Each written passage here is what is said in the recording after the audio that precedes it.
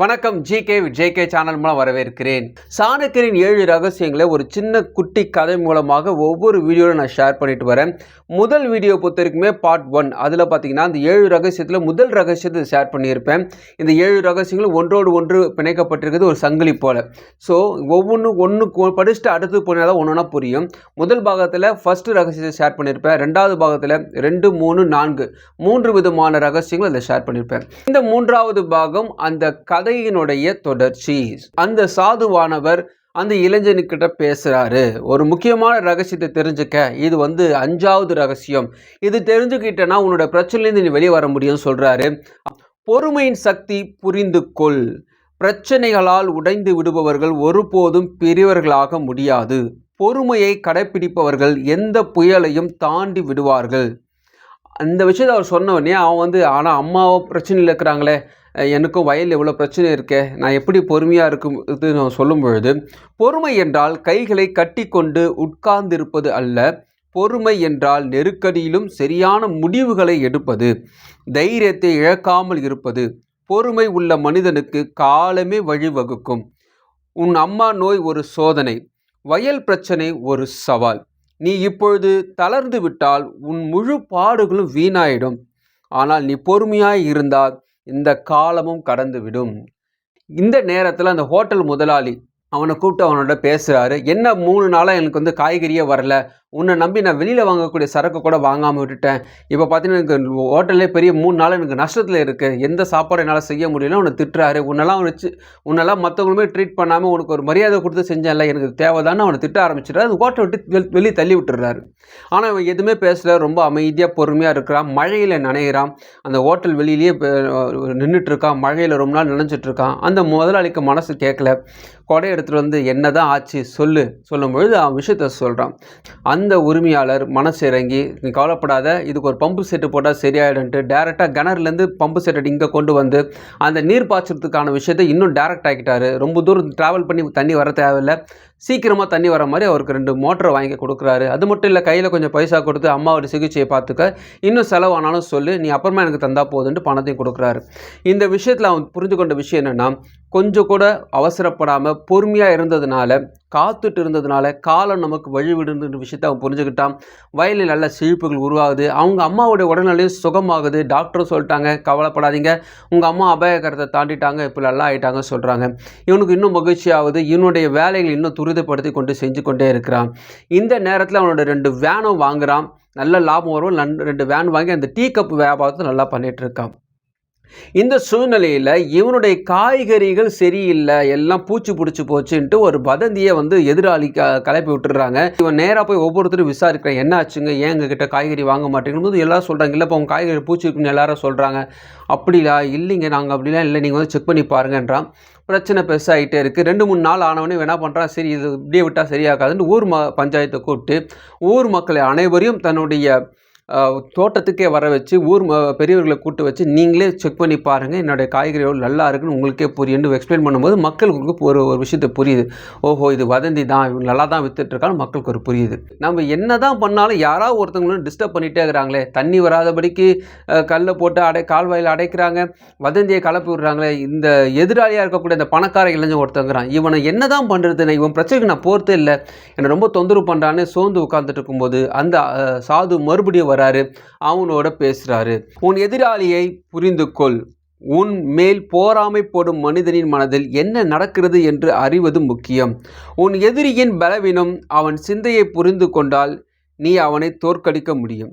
எதிரியின் சிந்தையை புரிந்து கொள்ள நீயும் அவனை போல சிந்திக்க வேண்டும். நீ கோபத்தில் எந்த முடிவையும் எடுக்காதே, அமைதியாக சிந்தித்து முடிவை எடு, அடுத்த படி எடுத்து வையின்னு சொல்றாரு.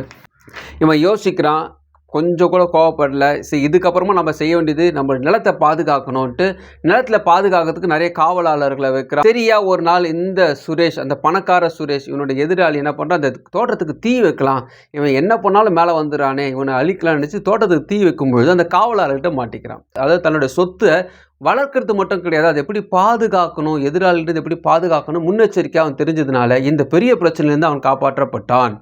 உடனடியாக இவனுடைய உயர்வு இன்னும் அதிகமாயிருச்சு. ஒரு புது கார் வாங்குறான், தன்னுடைய நண்பனாக இருக்கக்கூடிய குமாருக்கு ஒரு பைக் வாங்கி கொடுக்குறான், தன்னுடைய செல்வத்தை இன்னும் பெருக்க ஆரம்பிக்கிறான், நல்ல வசதியாக வந்துட்டு இருக்கான்.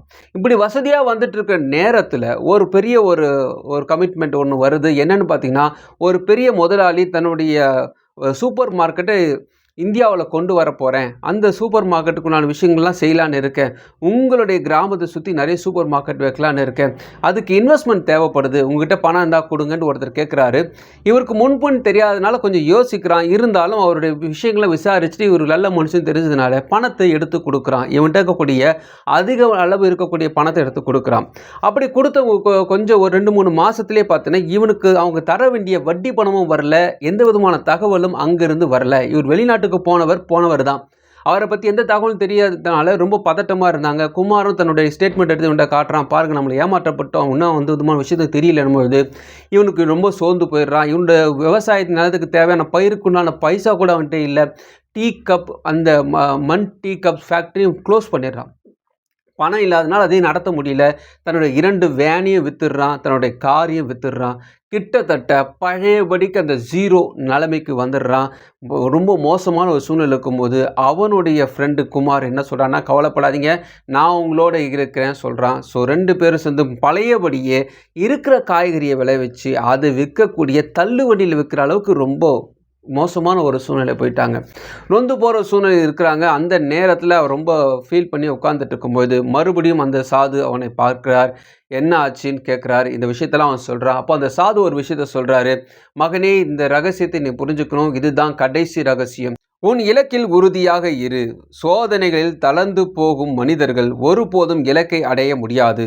எந்த நிலையிலும் தன் கனவை விடாது பிடிப்பவர்கள் இந்த உலகை மாற்றுவார்கள். அந்த இளைஞன் தன்னுடைய இலக்கில் உறுதியாக இருக்கிறான். தன்னிடம் பணம் மட்டும்தான் இல்லை, நம்மகிட்ட திறமை இருக்குது, உழைப்பு இருக்குது, தன்னுடைய அனுபவம் இருக்குது. இது இருந்தாவே போதும், நம்ம சமாளிக்க முடியும்னு முடிவு பண்ணுறான். தன்னோடு இருக்கக்கூடிய நண்பரை சேர்ந்து மற்ற வேலைகளை ஆரம்பிக்கிறான். அந்த நண்பர் குமாரை அவனுக்கு உதவி செய்கிறான். அந்த எதிராளியானவன் அவனை கிண்டல் பண்ணுறான். பாத்தியாடா ஆடாத ஆட்டலான்னு பார்த்து எப்படி ஆயிடுச்சுன்னு அவனை கிண்டல் பண்ணுறான். இருந்தாலும் இவனுடைய நம்பிக்கையை விடவில்லை. இவனுடைய உழைப்பை தொடர்ந்து செய்கிறான். தொடர்ந்து இவனுடைய விவசாய வேலையை செஞ்சிட்ருக்கான். இந்த டைமில் ஒரு டைம் அவன் தள்ளி வியாபாரம் பண்ணிட்டு இருக்க நேரத்தில் ஒரு கார் வருது. அந்த கார்லேருந்து ஒரு இளைஞன் ஓடி அவனை கட்டி பிடிச்சிக்கிறான். யாருங்க நீங்கள், என்ன விஷயம் கேட்கும்போது, என் பேர் ரமேஷ், நான் நீங்கள் ஒருத்தர்கிட்ட பணம் கொடுத்தீங்க இல்லையா, அவரோட பையன்தான் நான், எங்கள் அப்பா தான் அவர். உங்ககிட்ட பணத்தை வாங்கிட்டு வெளிநாட்டு ஸ்டார்ட் பண்ணார். ஆனால் அவர் உடம்பு முடியாமல் இருந்ததுனால தொடர்ந்து உங்களோட தொடர்பு கொள்ள முடியல. அந்த பணத்தை ரெட்டிப்பாக்கிறதுக்காக அவர் இன்வெஸ்ட்மெண்ட் பண்ணியிருந்தார். அந்த இன்வெஸ்ட்மெண்ட் இப்போது 3 மடங்காக லாபம் தந்திருக்கு. ஆனாலும் எங்கள் அப்பா என்ன சொன்னார், முதல்ல அந்த பையன்கிட்ட போய் இந்த விஷயத்த சொல்லு, ரொம்ப நாள் ஆச்சு, அவர் ரொம்ப கஷ்டப்படுவான்னு சொன்னதுனால ஃபஸ்ட் நான் வந்துட்டேன் சொல்லும்போது மக்கள் எல்லாம் ரொம்ப ஆச்சரியப்படுறாங்க. பரவாயில்லையே, இவன் வாழ்க்கை மாறப்போகுதுன்னு எல்லாம் எதிர்பார்க்குறாங்க. எதிர்பார்த்த மாதிரியே அவங்க அப்பாவும் இந்த இந்தியாவுக்கு வராரு. நிறைய பணம், எவ்வளோ பணம் வாங்கினாங்களோ அது 3 மடங்காக இவங்ககிட்ட கொடுக்குறாங்க. இவனுடைய சூப்பர் மார்க்கெட் கனவு, உன்னோட பெரிய சூப்பர் மார்க்கெட் வைக்கணும்னு ஒரு ஐடியா பண்ணிட்டு இருந்தான். ஸோ சேத்திப்பட்டி சூப்பர் மார்க்கெட் பிரம்மாண்டமாக ஓப்பன் ஆகுது. இவனை அது ஓப்பன் பண்ணுறான். நிறைய விதமான கார்கள் வாங்கி வைக்கிறான். தன்னோட வீடு பெருசாக்கி வீடை கட்டுறான். தன்னோட வாழ்க்கையை முற்றிலுமாக மாறுது. தன்னோட நண்பரோடு எல்லாரும் விஷயங்களை செஞ்சுட்டு வரான். இவனை டிவியில் பேட்டி காண்றாங்க. உங்களுடைய வளர்ச்சிக்கு எது ரொம்ப முக்கிய காரணமாக இருந்தது சொல்லும்போது அந்த இளைஞன் ஒரு விஷயத்த சொல்கிறான்.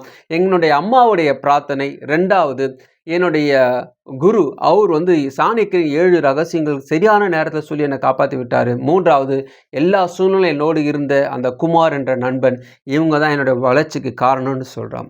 இந்த வீடியோவில் சாணக்கியருடைய 7 ரகசியங்களை 3 ரகசியங்களோட ஷேர் பண்ணியிருக்கேன். உங்களுக்கு 7 ரகசியமும் தெரிஞ்சுக்கணுன்னா வீடியோ 3 பார்ட்டாக பிரித்து போட்டிருக்கேன். எதுக்கு வரிசையாக சொல்லிட்டு போகலாம், எதுக்கு இந்த கதை போல் சொல்கிறேன்னு கேட்டிங்கன்னா, அப்போ தான் நம்ம மனசில் ஆழமாக பதியும். நம்ம எந்த சூழ்நிலை வந்தாலும் இந்த கதை ஃபஸ்ட்டு வந்துடும். அந்த கதை வந்துச்சுன்னா நான் இந்த எந்த விதமான வார்த்தைகள் இருக்கோ அந்த வார்த்தை நம்ம மனசில் வந்துடும். அதனால தான் இந்த கதை மூலம் உங்களுக்கு ஷேர் பண்ணியிருக்கேன். இந்த வீடியோ உங்களுக்கு பிரோஜமாக நினைக்கிறேன். உங்கள் ஃப்ரெண்ட்ஸுக்கு ஷேர் பண்ண உங்களுக்கு பிரோஜமாக. மற்றொரு மறுபடியும் பார்க்கலாம். வணக்கம்.